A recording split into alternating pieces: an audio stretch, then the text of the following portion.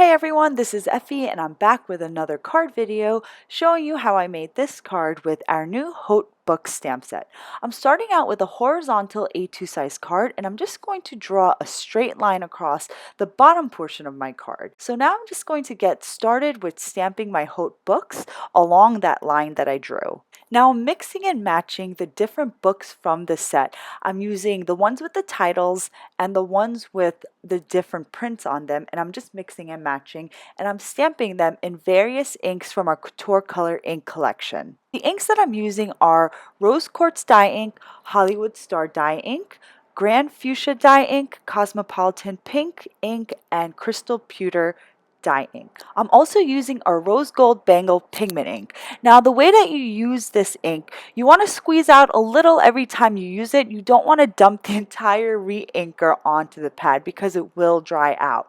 After you stamp it, you want to wait a few minutes and then it's going to dry to a really gorgeous rose gold finish. After I finish stamping my books in my pink and gray color palette, I'm going to take this frame from our vintage frame set and I'm going to stamp it in a rose gold ink, and I'm just tapping it right in that same spot that I re-inked it earlier, and I'm going to stamp it right above one of my stacks. Next, I'm going to stamp two tulips right above my other stack, and I'm going to make sure I mask the two tulips. Right now, I'm using one of the masks that I created using our foil adhesive papers. It actually works really great as masking paper because the ink does not bleed through the foil. So I stamped the vase in our blue diamond ink and then the stems in our soft garden ink.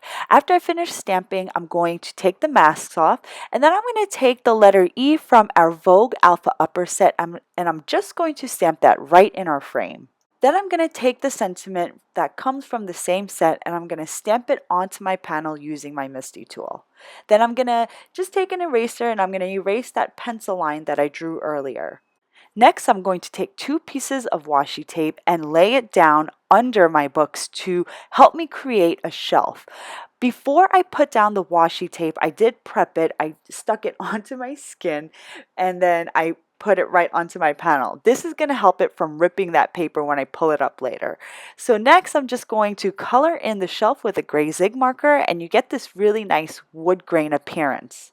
Next, I'm just going to trim off a little bit of the top and bottom edges of my card panel, and then I'm going to trim two strips of pink holographic paper. This is adhesive paper, and this is going to go onto my card base.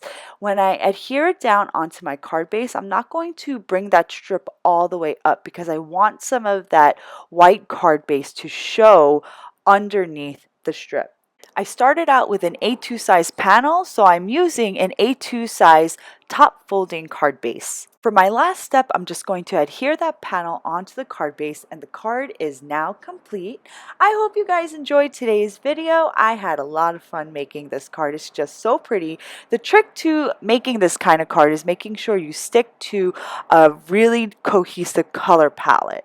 Today is day 2 of the Ton Summer 2016 summer release.